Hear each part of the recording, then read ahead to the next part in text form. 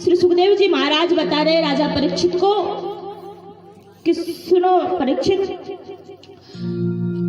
सूर्यवंश में और भगीरथ जी होते हैं, हरिश्चंद्र जी होते हैं, जो अपने एक वचन के लिए अपना सब कुछ दान में दे दिया करते हैं। ऐसे ऐसे राजा हुए हैं जो अगर सपने में भी किसी से वचन दे दे ना, हकीकत की तो बाकी छोड़ो, अपन तक कितना से मुकर जाए दिन भर में 10 बार कि हाँ तारो काम कर दूंगा, हकीकत में तो छोड़ो, सपने में भी अगर वचन दे दे तो चाहे प्राण चले जाए लेकिन वो वचन का मान रखते थे। अपन आजकल दिन भर में कभी एक बार सही बोल दो ना तो यूं सोचा करा कि हरिश्चंद्र के बाद में बस अपना ही नंबर है सही बोलना में, यानी मालूम कि भूल चूक में भी एक सही की बात तो हो, तो भले भूल चूक में हकीकत में नहीं, भूल चूक में कभी एक आधो सही की वही जाए या मुंह से निकल जाए तो बहुत है। लेकिन सूर्यवंश के राजा हरिश्चंद्र का नियम था कि सुबह से उठने के बाद में ब्राह्मणों को दान देना, किसी याचकों का भला करना, कोई दीन दुखी अगर द्वार पर आ जाए तो उसकी सेवा करना, उसके बाद में ही भोजन किया करते थे।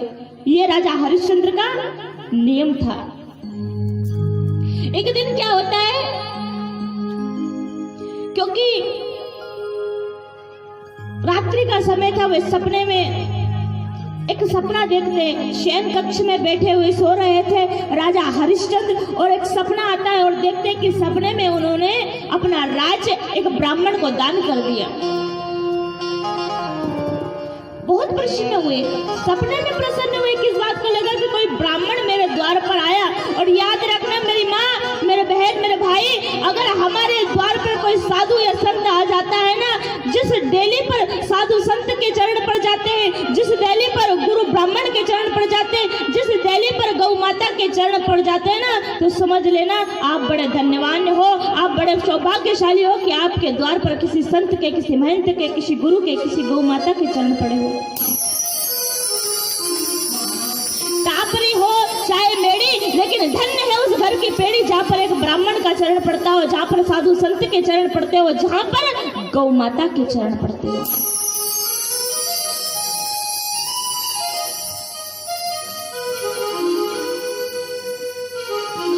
अब बहुत सारे लोग बोलते यूं सोचा करे कि दीदी आज का जमाना में झूठ बोले बिना तो पेट ही नहीं भराए, क्या करो? सही है कि नहीं? हाँ ना को जवाब तो दे दो मारा, है ना? और दीदी आजकल का जमाना में तो झूठ बोले बिना तो पेट भरा ही नहीं, 2 रोटी तो मिल जाए, कहीं ना कहीं तो करना पड़े ना, पापी पेट का लिए झूठ बोलना पड़ा थोड़ा बहुत तो। अच्छा एक बात बोलो, पेट के कहीं चाहिए रोटी, रोटी चाहिए होगा तो 2 रोटी मिल जाए तो पेट भर जाए, लेकिन झूठ क्यों बोले मालूम है? झूठ रोटी के लिए नहीं बोले, झूठ क्यों बोले? बोले रोटी पेट तो 2 रोटी खा लो तो पेट भर जाए, लेकिन वह घर में धरी वह पेट ही नहीं भराती, एक लिए झूठ बोले लोग। बापड़ो पेट के क्यों बदनाम करो, वो तो 2 रोटी में भर ही जाएंगे, वो पेट ही धरी नहीं घर में, वहां नहीं भराती, एक लिए झूठ बोले। राजा हरिश्चंद्र सपने में देखते हैं कि एक ब्राह्मण को उन्होंने पूरा राज दान कर दिया, और जैसे सुबह उठे तो उस ब्राह्मण की खोज करने लगे और देखते हैं कि सत्य में एक ब्राह्मण उनके द्वार पर आता है। और जैसे ही द्वार पर आता है तो महाराज जाते हैं, प्रणाम करते हैं कि गुरुदेव ब्राह्मण देवता क्या चाहिए आपको, आप मेरे द्वार पर आए हो, मेरा कर्तव्य बनता है क्योंकि मैं एक राजा हूँ, एक क्षत्रिय हूँ, मेरा धर्म है आपके कष्ट को हरण करना, इसलिए बताइए क्या चाहिए आपको। ब्राह्मण ने कहा कि कुछ नहीं महाराज, केवल भोजन की इच्छा है, आप मुझे भोजन करा दीजिए, मैं तृप्त हो जाऊंगा, मेरी इच्छा पूरी हो जाएगी। राजा कहते हैं हरिश्चंद्र कि महाराज मैं केवल आपको भोजन ही नहीं कराऊंगा, कल रात आप मेरे सपने में आए थे और मैंने अपने सपने में अपना सब कुछ पूरा राजपाट आपको दान में दे दिया था, इसलिए लीजिए पूरे महल की चाबी आपके हाथ में। लीजिए। अब फोकट में जब बिना मांगे इतना मिले तो कौन छोड़ेगा, अच्छा बताओ। महाराज ने की किल्ला दे चाबी दे। लेकिन एक शर्त है, बोले तूने मुझे दान दिया है ना? बोले हाँ महाराज। बोले दान दिया ना तो मुझे उसमें दक्षिणा भी चाहिए। दक्षिणा चाहिए, ठीक है महाराज। अब राजा की आज्ञा भी थी, और दूसरी बात उसकी आदत थी क्या कि जो भी कोई मांगने के लिए आता मंत्री से कहते जाओ मंत्री अपने खजाने में से लेकर आओ और जो चाहिए उनको दे दो। ब्राह्मण देवता से पूछते क्या चाहिए आपको? बोले मुझे दान तो तुमने दे दिया लेकिन साथ में दक्षिणा भी चाहिए। बोले दक्षिणा में क्या चाहिए? बोले दक्षिणा में मुझे 60 भार सोना चाहिए। क्या चाहिए? 60 भार सोना। राजा ने कहा कि ये कौन सी बड़ी बात है। मंत्री से कहा मंत्री जाओ और अपने खजाने में से 60 भार सोना लाकर ब्राह्मण को दे दो। ब्राह्मण ने की नरक में जाऊंगा कहीं, नरक में जाऊंगा कहीं। बोले क्यों? बोले अरे तुमने ये मुझे पहले तो पूरा राज्य दान में दे दिया, सब कुछ मुझे दान में दे दिया, तो ये खजाना भी अब मेरा हुआ, इसमें तुम्हारा कोई अधिकार नहीं, कोई अधिकार नहीं अब तुम्हारा इस पर।